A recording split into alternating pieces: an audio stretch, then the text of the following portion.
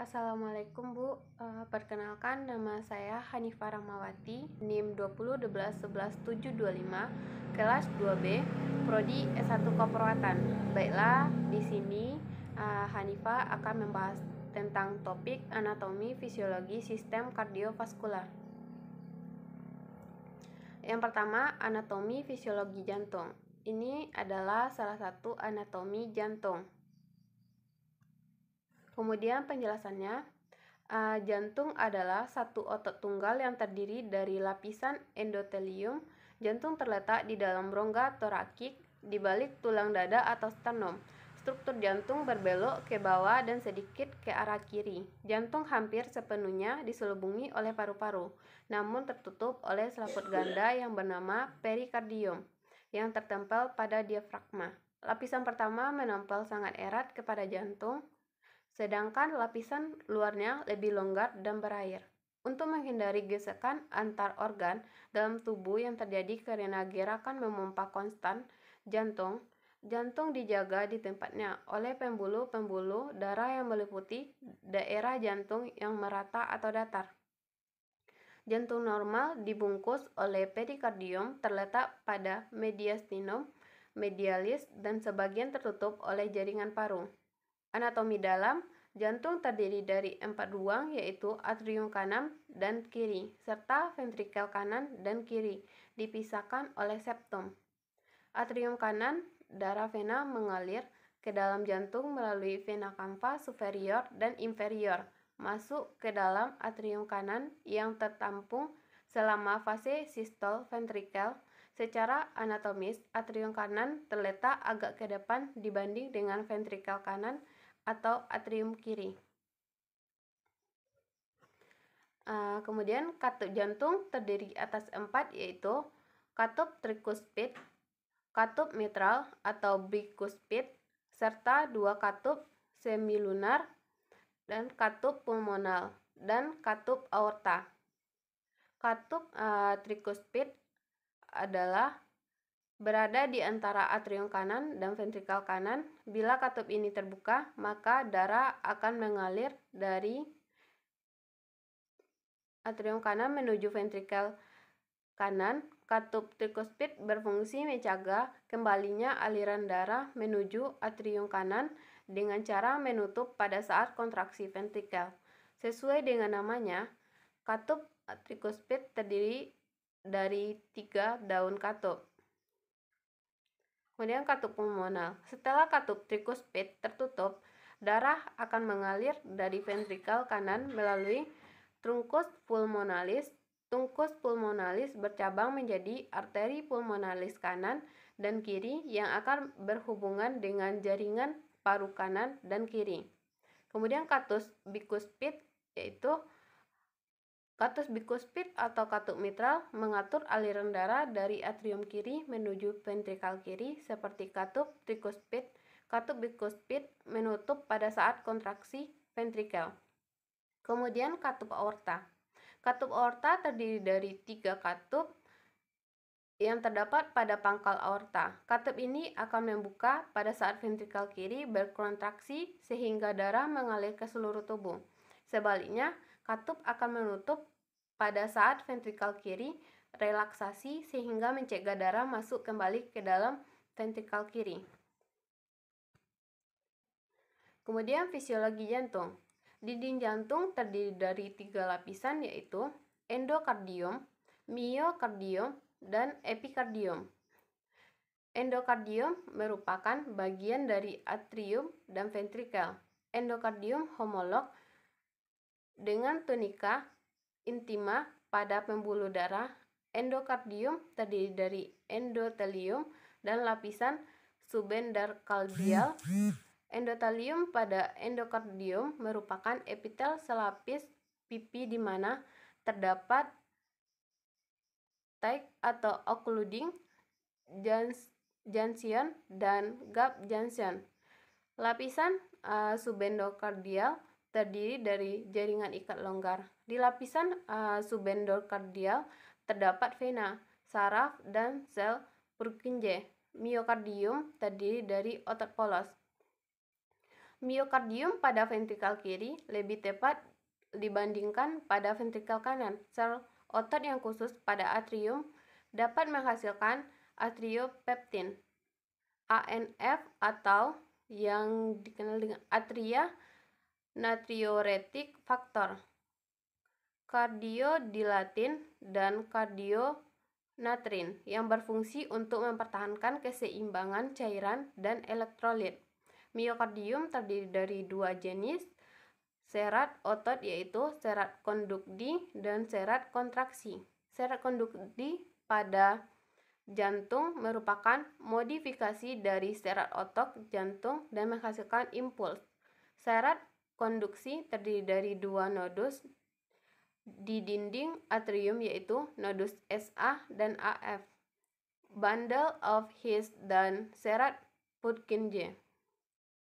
Epikardium terdiri dari tiga lapisan, yaitu perikardium visceral, lapisan subepikardial, dan perikardium parietal. Perikardium visceral terdiri dari mesotelium, epitel selapis pipi. Lapisan subepikardial terdiri dari jaringan ikat longgar dengan pembuluh darah koroner, saraf, serta ganglia. Perikardium parietal terdiri dari mesotelium dan jaringan ikat. B. Anatomi sistem peredaran darah di jantung. Ini adalah salah satu gambar anatomi sistem peredaran darah jantung. Kemudian penjelasannya. 1. Peredaran darah besar. Peredaran darah besar adalah peredaran darah yang mengalirkan darah yang kaya oksigen dari bilik atau ventrikal kiri jantung lalu diedarkan ke seluruh jaringan tubuh. Oksigen bertukar dengan karbon dioksida di jaringan tubuh, lalu darah kaya karbon dioksida dibawa melalui vena menuju serambi kanan atau atrium jantung. Yang kedua, peredaran darah kecil. Peredaran darah kecil merupakan peredaran darah dari bilik kanan jantung menuju paru-paru dan akhirnya kembali lagi ke jantung pada serambi kiri. Pada peredaran darah kecil inilah darah melakukan pertukaran gas di paru-paru. Darah melepaskan karbon dioksida dan mengambil oksigen dari alveoli paru-paru. Oleh karena itu, darah yang berasal dari paru-paru ini banyak mengandung oksigen. Yang ketiga, sirkulasi jantung. Sirkulasi darah di tubuh ada dua, yaitu sirkulasi paru dan sirkulasi sistemis. Sirkulasi paru dimulai dari ventrikal kanan ke arteri pulmonalis, arteri besar dan kecil, kapiler, lalu masuk ke paru. Setelah dari paru, keluar melalui vena kecil, vena pulmonalis, dan akhirnya kembali ke atrium kiri.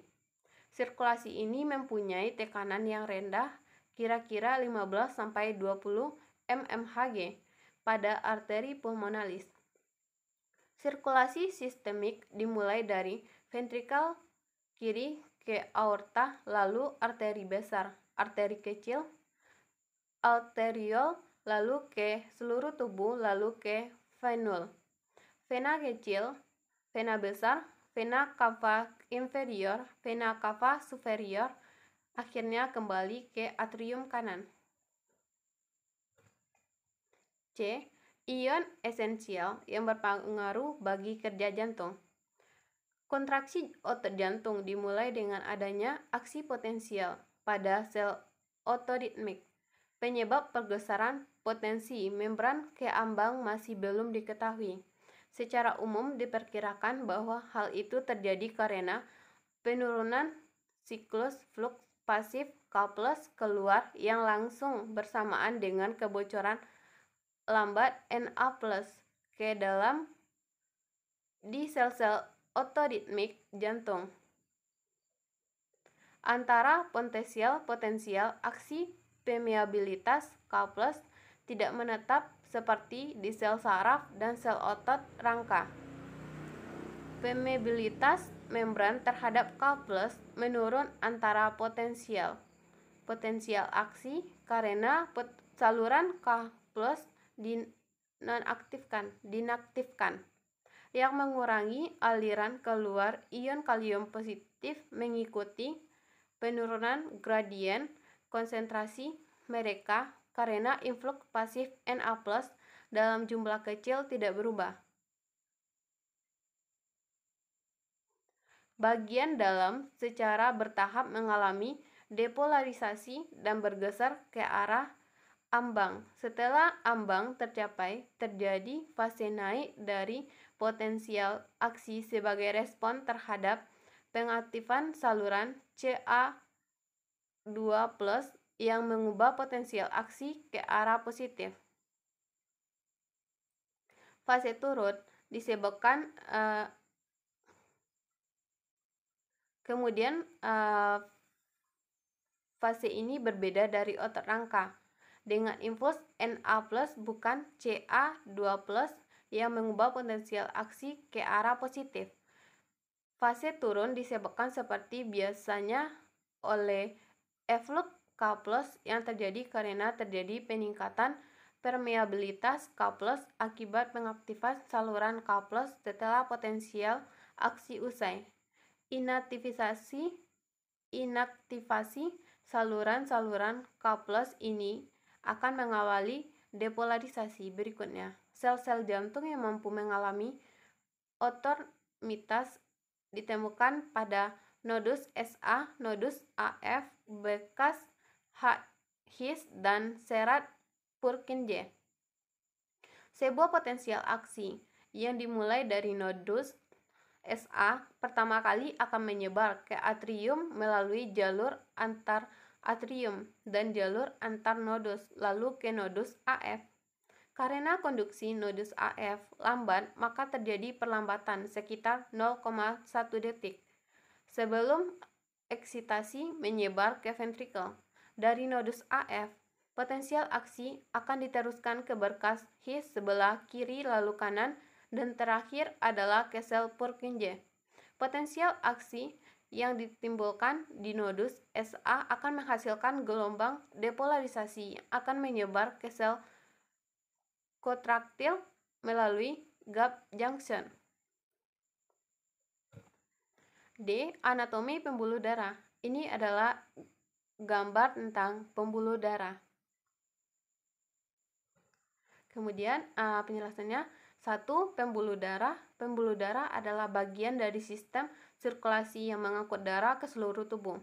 Ada juga jenis pembuluh darah yaitu arteri yang berfungsi membawa darah dari jantung, kapiler yang berfungsi sebagai tempat pertukaran sebenarnya air dan bahan kimia antara darah dan jaringan, dan vena yang membawa darah dari kapiler kembali ke jantung. 2. Pembuluh nadi atau arteri. Pembuluh nadi atau arteri adalah pembuluh darah berotot yang membawa darah dari jantung. Fungsi ini bertolak belakang dengan fungsi pembuluh balik yang membawa darah menuju jantung. Fungsi utamanya adalah menghantarkan oksigen dan nutrisi ke semua sel, serta mengangkut zat buangan seperti karbon dioksida. Yang ketiga, pembuluh balik atau vena. Pembuluh balik atau vena adalah pembuluh yang membawa darah menuju jantung. Darahnya banyak mengandung karbon dioksida, umumnya terletak dekat permukaan tubuh dan tampak kebiru-biruan. Dinding pembuluhnya tipis dan tidak elastis. Yang keempat, pembuluh kapiler.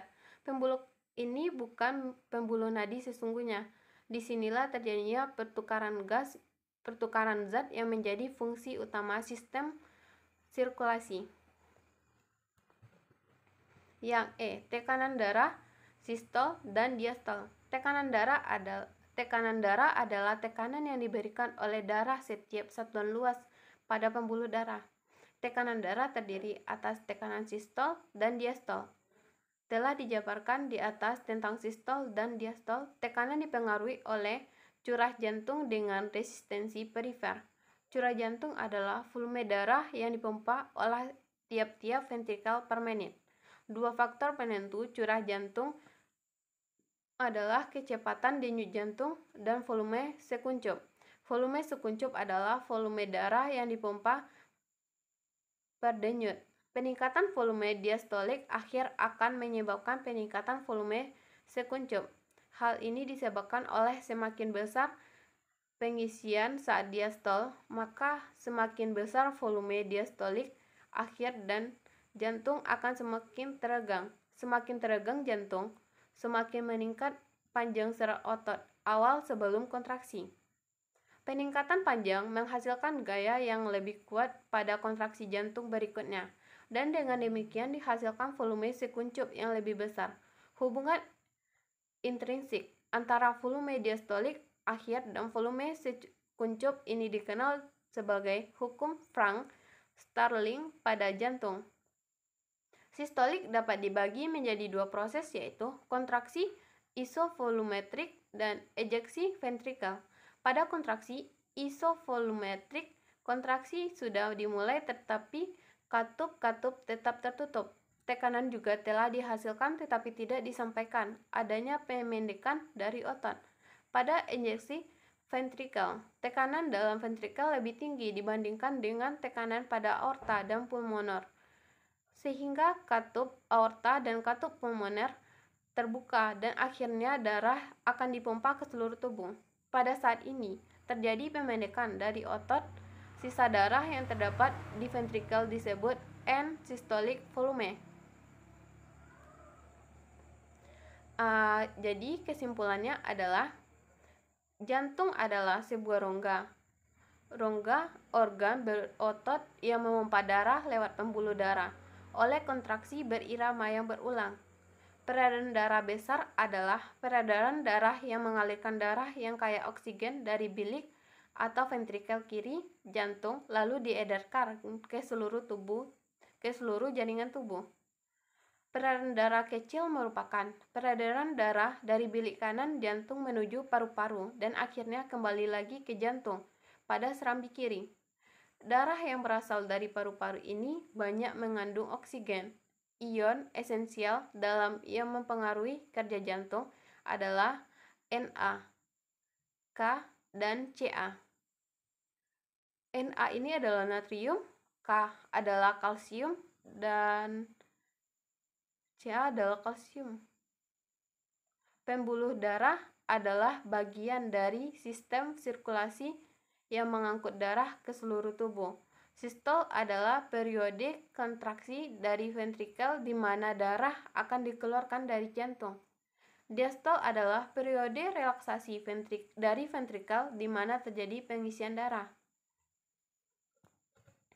Baik Bu, sekian dari saya. Saya ucapkan terima kasih. Wassalamualaikum warahmatullahi wabarakatuh.